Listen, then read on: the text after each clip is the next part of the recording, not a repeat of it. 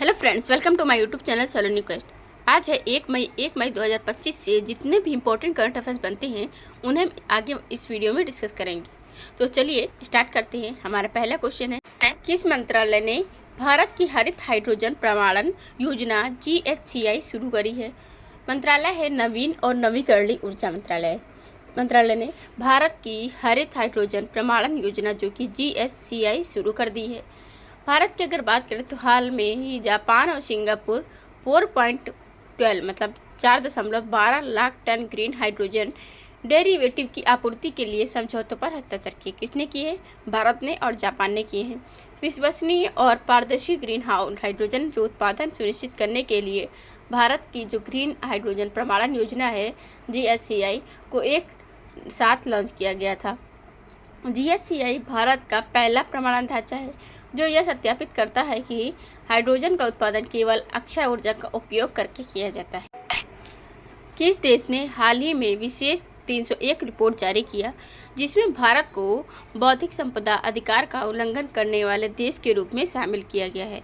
ये most important question है। जैसा कि हाल ही में अमेरिका ने अपनी विशेष 301 रिपोर्ट जारी की है जो कि इसका क्या है, USTR रिपोर्ट है। 25 वाली रिपोर्ट जारी करी है और इसमें अमेरिका ने क्या किया है कि भारत को उसमें कंटिन्यू रखा है, किसमें, बौद्धिक संपदा अधिकार का उल्लंघन करने वाले जितने भी देश होते हैं उनमें शामिल कर दिया है। किसकी बौद्धिक संपदा रिपोर्ट में अमेरिका ने भारत को कंटिन्यू रखा है। व्यापार अधिनियम 1974 लागू किया था, चालू किया था, जिसकी अगर आर्टिकल की बात करें तो वो धारा 301 है। इसके तहत ही अमेरिका ने भारत को किस में शामिल कर दिया है, बौद्धिक संपदा में शामिल कर दिया। इसमें रिपोर्ट में शामिल कर दिया कि उल्लंघन कर रहा है कौन, भारत देश कर रहा है। जब ये रिपोर्ट जारी की जाती है तो इसे स्पेशल 301 रिपोर्ट कहते हैं कि रिपोर्ट ये आ चुकी है 301 स्पेशल रिपोर्ट। रिपोर्ट में क्या होता है कि एक संस्था है USTR का फुल फॉर्म अगर बताएं तो United states trade representative full form है। ये संस्था के द्वारा देखा जाता है कि कौन कौन सा देश है और वो देश जो इनमें व्यापार करता है, यानी इनका व्यापारिक साझेदार देश हो। वो व्यापारिक साझेदार देश इनके जो भी इंटेलेक्चुअल अगर ले रहे हैं तो मान लो व्यापार कर रहा है, इनकी चीज़ें जा रही हैं वहाँ पर, कहीं कॉपी पेस्ट हो रही है नहीं हो रही हैं, कहीं इनका कोई प्राथमिकता जो कहीं कहीं वहाँ गंभीरता से उल्लंघन तो नहीं हो रहा है। और उनके राइट्स का जो इंटेलेक्चुअल प्रॉपर्टी से मैंने आपको इंटेलेक्चुअल प्रॉपर्टी अब समझाया था ना, अच्छे से अच्छे किसी भी कोई भी हो, माइंडसेट वाला कोई भी हो, दिमाग से जनित कोई भी चीज़ है जो किसी ने अपना धन बना दिया है, गाना बना दिया है या कोई कविता लिख दी है, उसकी इंटरनेशनल प्रॉपर्टी हो गई है। उस इंटरनेशनल प्रॉपर्टी को पेटेंट कराया जाता है और जो अगर पेटेंट करा लिया तो कोई अगर उसका यूज़ करेगा कॉमर्शियल, खास करके कॉमर्शियली, तो फिर क्या होता है कि उसको कॉपीराइट वगैरह देता है। तो खैर यह संस्था भी यही चेक करती है कि कौन कौन से देश हैं जो बौद्धिक संपदा अधिकारों का इनका गंभीर उल्लंघन कर रहे हैं। तो इनको प्राथमिकता निगरानी सूची और निगरानी सूची 2 प्रकार की लिस्ट में जारी करते हैं। भारत को प्रतिनिधित्व प्राथमिकता निगरानी सूची में डालकर रखते हैं। यह कि भारत जो है ये सबसे गड़बड़ी करता है, सबसे ज़्यादा गड़बड़ी करता है। क्वेश्चन की बात करें तो बांधवगढ़ राष्ट्रीय उद्यान जो कि किस राज्य में स्थित है? बांधवगढ़ राष्ट्रीय उद्यान ये मध्य प्रदेश राज्य में स्थित है। मध्य प्रदेश की अगर बात करें तो टोटल मध्य प्रदेश में वर्तमान में अगर जिले हैं 55। यहीं पर कुल्लू नेशनल पार्क है, बांधवगढ़ राष्ट्रीय उद्यान है और बांधवगढ़ भी है, पेंच राष्ट्रीय उद्यान है यहीं पर। सुप्रीम कोर्ट की अगर बात करें क्वेश्चन में तो इन्होंने हाल में ही मध्य प्रदेश के बांधवगढ़ राष्ट्रीय उद्यान जो कि अवैध खनन का आरोप लगाने वाली याचिका को खारिज कर दिया है, क्योंकि यहाँ पर किसी ने खारिज की मतलब याचिका लगाई होगी कि भाई यहाँ पर अवैध खनन हो रहा है, कहाँ पर, बांधवगढ़ राष्ट्रीय उद्यान में। इसे कानून का दुरुपयोग बताया और याचिकाकर्ता पर ₹1,00,000 का जुर्माना लगा दिया। किसने लगाया है? वहाँ के सुप्रीम कोर्ट ने। बांधवगढ़ राष्ट्रीय उद्यान मध्य प्रदेश के उमरिया जिले में स्थित है। ये जो विंध्य पहाड़ियाँ हैं, विंध्य पहाड़ियों पर स्थित है, जो अपने वन और क्षेत्र की बात करें तो वन्य जीवों के लिए बहुत जाना जाता है। इसे 1968 में राष्ट्रीय उद्यान घोषित किया गया था और 1993 में प्रोजेक्ट टाइगर के तहत इसे टाइगर रिजर्व बना दिया गया था। यह पार्क अपने रॉयल बंगाल टाइगर के लिए प्रसिद्ध है। मध्य प्रदेश में नक्श योजना ग्रामीण विकास मंत्रालय द्वारा जारी की गई है। 2025 में IIT इंदौर ने इलेक्ट्रॉनिक्स और सूचना प्रौद्योगिकी मंत्रालय ने मिलकर के एग्री हब लॉन्च करने के लिए IIT इंदौर के साथ में सहायता ली है। MP के रीवा में स्थापित होने वाला केंद्र सफ़ेद बाघ प्रजाति से संबंधित है। मानदेव राष्ट्रीय उद्यान जो कि 58वां राष्ट्रीय उद्यान बन चुका है मध्य प्रदेश का। भीमराव अभ्यारण्य को एक नया वन्यजीव अभ्यारण्य बनाने की घोषणा करी है किसने? मध्य प्रदेश सरकार ने। मध्य प्रदेश की बात करें तो मध्य प्रदेश के सीएम वर्तमान में हैं मोहन यादव जी। बीजेपी पार्टी से यहाँ के मंगू भाई छगन भाई पटेल जी गवर्नर हैं। जिले हैं 55। विधानसभा में 230 सीटें और लोकसभा में 29, राज्यसभा में 11 सीटें हैं। ये अपना बॉर्डर की बात करें तो टोटल कितने राज्यों से शेयर कर रहा है? 5 राज्यों से अपना बॉर्डर शेयर करता है मध्य प्रदेश। झीलें हैं भोजताल, साके सागर झील है, वन विहार नेशनल पार्क है, पन्ना नेशनल पार्क है और पेंच और कान्हा राष्ट्रीय उद्यान है। असीरगढ़ दर्रा है, मटकी, कर्म, तितली तीनों लोक नृत्य हैं मध्य प्रदेश के। मध्य प्रदेश में ही 139 कलाकारों ने गिनीज वर्ल्ड रिकॉर्ड बना दिया है डांस करके लगातार। खजुराहो नृत्य उत्सव हुआ था। खजुराहो मंदिर भी मध्य प्रदेश में ही स्थित है। भोपाल में ही इस बार ग्लोबल इन्वेस्टर समिट की मेजबानी कर रहे हैं भारत के प्रधानमंत्री नरेंद्र मोदी जी 8वें नंबर की। यहीं पर का इंदौर शहर 7वीं बार लगातार राष्ट्रीय सर्वेक्षण पुरस्कार जीतने वाला पहला इंदौर शहर बन चुका है। मध्य प्रदेश सरकार ने रेल प्रतियोगिता भी शुरू कर दी है। किस लिए? क्योंकि जैसा कि इंदौर शहर है, अगर वो सर्वेक्षण पुरस्कार प्राप्त कर सकता है तो और पूरे राज्य क्यों नहीं। नेक्स्ट क्वेश्चन की बात करें, आयुष्मान भारत दिवस प्रतिवर्ष किस दिन मनाया जाता है? आयुष्मान भारत दिवस की बात हो रही है तो ये हर साल किस दिन मनाया जाता है?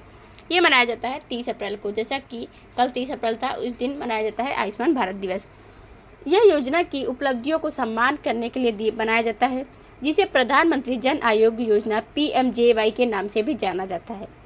ये एक सरकारी स्वास्थ्य बीमा योजना है जो माध्यमिक और तृतीयक अस्पताल में भर्ती देखभाल के लिए प्रतिवर्ष प्रति परिवार रुपये 5 लाख की पेशकश करती है।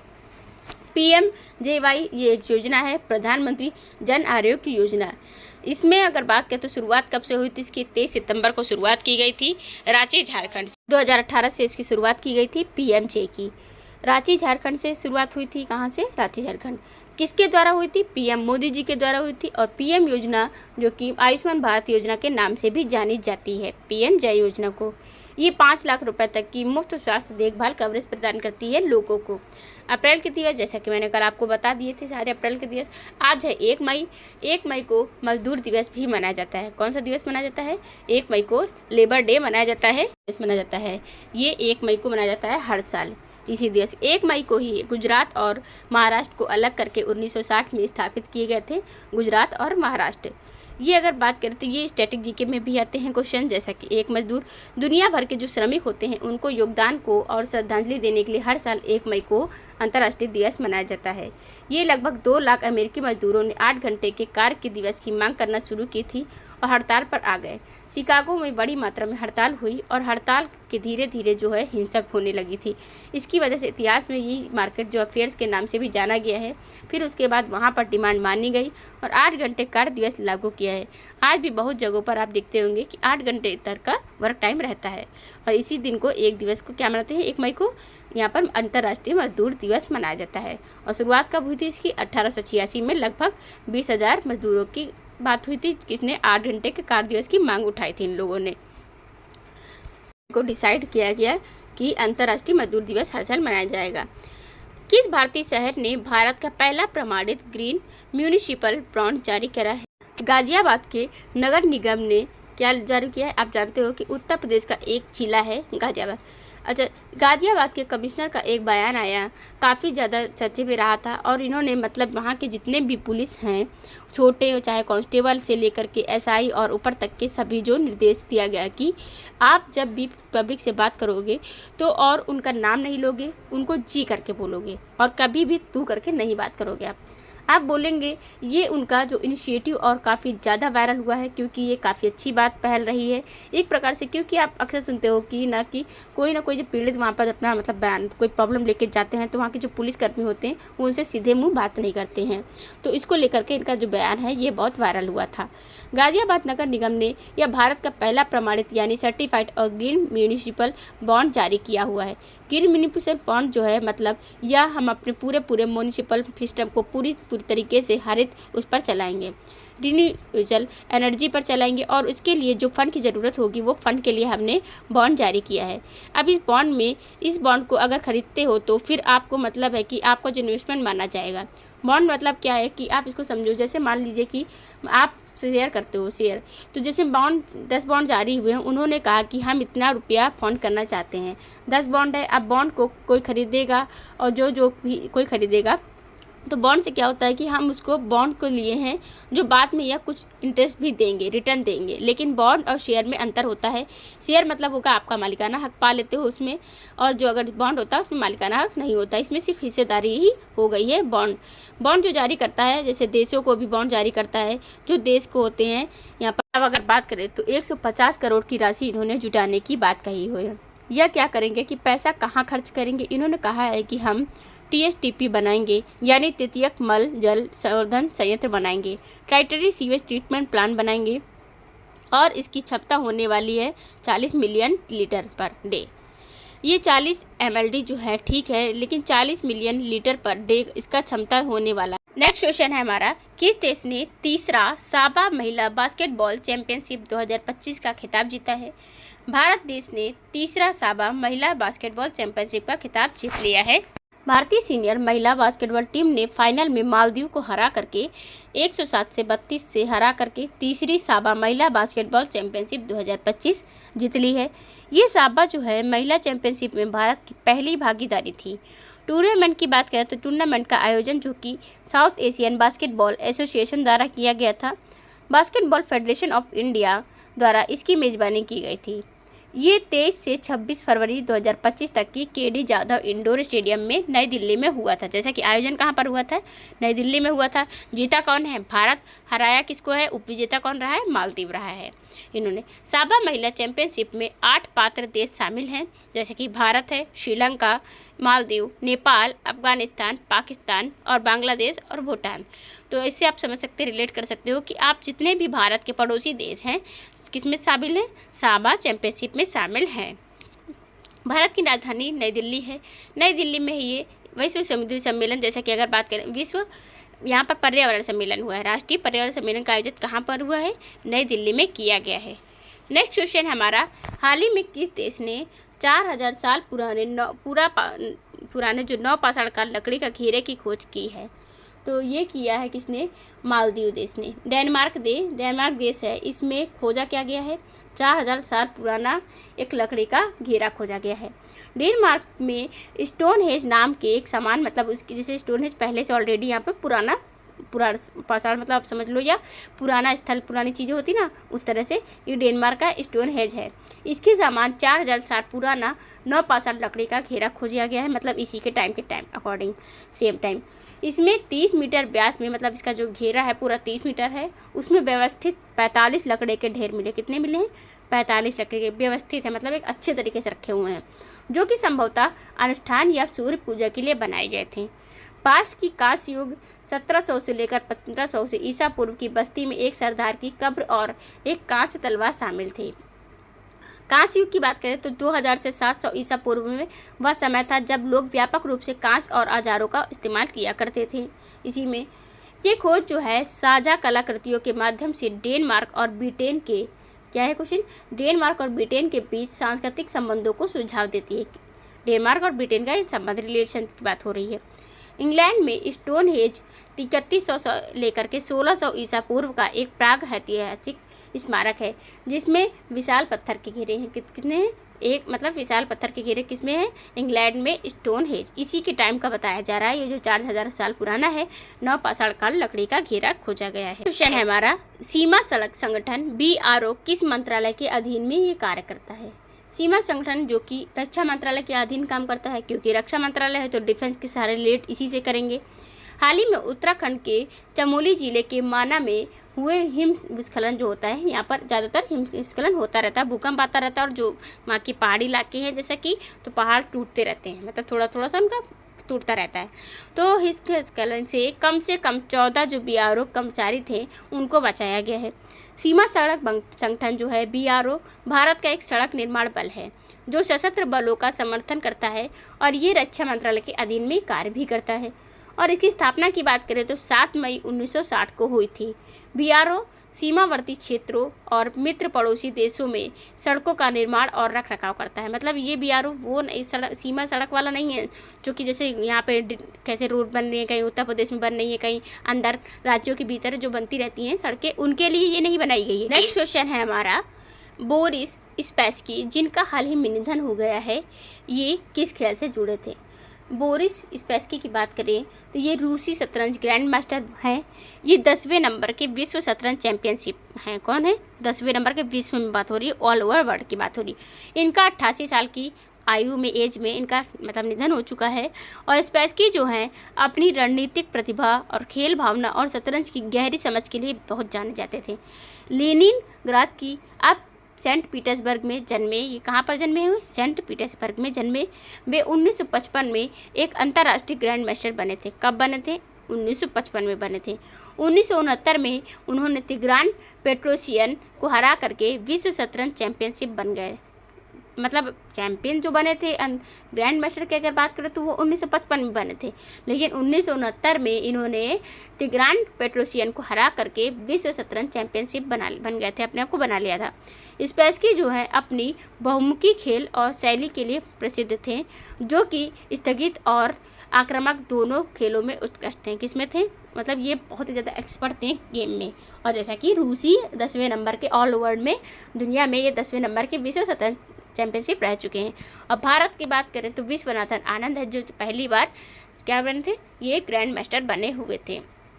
वर्तमान में अगर बात करें तो 2025 में 18 साल की उम्र में डी गुकेश ने जो सबसे कम उम्र के हैं, इन्होंने शतरंज चैंपियनशिप में अपने जगह बना ली है। विश्व शतरंज चैंपियनशिप जीत ली 18वें नंबर की किसने जीती है? ये डी गुकेश ने जीत ली है। शतरंज की अगर बात करें तो महिला जो कि भारत की पहली महिला शतरंज ग्रैंड मास्टर बनी थी वो थी कोनेरू हम्पी। कौन है? ये पद्मश्री से सम्मानित हो चुकी हैं और अर्जुन खेल पुरस्कार से भी सम्मानित हो चुकी हैं कोनेरू हम्पी। और जैसा कि ये बेरूस की बात हो रही, बोरिस स्पैसकी हैं, ये किससे संबंधित है? तो ये खेल की बात हो रही है तो शतरंज से संबंधित है। अगर निधन की बात करें तो 2024-25 में अभी जितने भी निधन हुए हैं, जैसा कि हम बता दें 2024 में दिसंबर में भारत के 13वें नंबर के प्रधानमंत्री थे। कौन? मनमोहन सिंह जी। उनका निधन हो चुका है, जो कि पद्म विभूषण से सम्मानित हो चुके हैं 1987 में। जैसे कि अभी कामादी कुमुदिनी का भी लाखिया का निधन हुआ है, ये कथक नृत्यांगना थी। नेक्स्ट क्वेश्चन की बात करें, 42वें नंबर की राष्ट्रीय सीनियर रोइंग चैंपियनशिप 2025 का मेज़बान कौन सा शहर है? तो 42वें राष्ट्रीय सीनियर रोइंग की बात हो रही तो इसका चैंपियनशिप का जो मेज़बान शहर है वो भोपाल मध्य प्रदेश की राजधानी है। सीएम मोहन यादव ने भोपाल के अपर लेक में 42वीं राष्ट्रीय सीनियर रोइंग चैंपियनशिप का उद्घाटन किया है और 7 मार्च 2025 तक चलने वाले इस आयोजन में पूरे भारत में 500 से अधिक प्रतियोगी भाग ले रहे हैं। कितने पार्टिसिपेट कर रहे हैं? 500 से ज़्यादा लोग। इसमें पुरुषों और महिलाओं के लिए पैरा सिंगल स्किल शेडियो सहित 14 स्पर्धाएं शामिल हैं। कितनी? टोटल 14 हैं। खेल अवसंरचना को बढ़ावा देने के लिए हर विधानसभा क्षेत्र में खेल परिषद विकसित किए जाएंगे। मध्य प्रदेश की बात करें तो मध्य प्रदेश के यहाँ पर जैसा कि सीएम है मोहन यादव जी, मंगूभाई छगन भाई पटेल जी यहाँ के गवर्नर हैं। जिले हैं 55 यहाँ पर। अगर झीलों की बात करें तो सागर झील है, भोजताल झील है, पेश नेशनल पार्क है, कान्हा नेशनल पार्क है, कुल्लू नेशनल पार्क है जिसमें सबसे ज़्यादा चीते पाए जाते हैं, बांधवगढ़ राष्ट्रीय उद्यान भी यहीं पर है, और माधवपुर नेशनल पार्क जो कि माधवपुर राष्ट्रीय उद्यान ये भी कहाँ पर जो 58वां बन चुका है वर्तमान में, ये भी मध्य प्रदेश में स्थित है। मटकी, कर्म, तितली ये तीनों लोक नृत्य हैं, कहाँ के हैं? मध्य प्रदेश के हैं। मध्य प्रदेश में ही 139 कलाकारों ने खजुराहो नृत्योत्सव में 24 घंटे डांस करके गिनीज वर्ल्ड रिकॉर्ड बना लिया है। यहीं पर नक्श योजना पहल शुरू करी गई है, किसके द्वारा? ग्रामीण विकास मंत्रालय के द्वारा शुरू की गई है। यहाँ का इंदौर शहर जो कि किसमें रहा है? टॉप पर रहा है, लगातार 7वीं बार टॉप पर रहा है, स्वच्छ सर्वेक्षण पुरस्कार में टॉप पर रहा है। यहीं पर बात करें देहरादून किसकी राजधानी है? ये उत्तराखंड की राजधानी है। उत्तराखंड के सीएम है पुष्कर सिंह धामी। यहीं पर बात करें तो भारत का इकलौता राज्य बन चुका है, पहला राज्य जो कि कौन है? उत्तराखंड, यूसीसी लागू करने वाला समान नागरिक संहिता। किस मंत्रालय ने आदर्श महिला अनुकूल ग्राम पंचायत पहल शुरू करी है? आदर्श महिला अनुकूल ग्राम पंचायत की बात हो रही है तो ये शुरू करी है पंचायती राज मंत्रालय ने आदर्श ग्राम महिला। जो कि अनुकूल ग्राम पंचायत पहल है। अगर पहलों की बात करें जो महिलाओं से रिलेटेड है, तो अभी दिल्ली ने भी शुरू करी है, कौन सी, महिला समृद्धि योजना शुरू करी है दिल्ली राज्य ने।